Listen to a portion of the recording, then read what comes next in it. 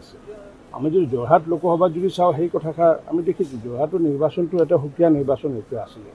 কাৰণ কি যোৰহাটৰ নিৰ্বাচন মই পূৰ্বেও কৈছোঁ যোৰহাট নিৰ্বাচনটো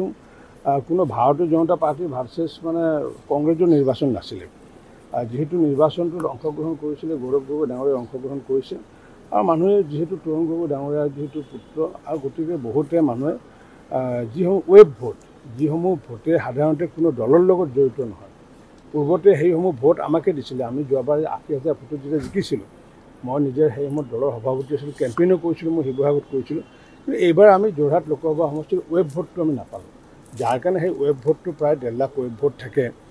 কাৰণ কিয় প্ৰায় মানে 10 to 20% ৱেব ভোট প্ৰত্যেকটো সমষ্টিত থাকে সেই ভোটখিনি পোৱাৰ কাৰণে এইবাৰ গৌৰৱ গগৈ জিকিছে আমি হাৰিছোঁ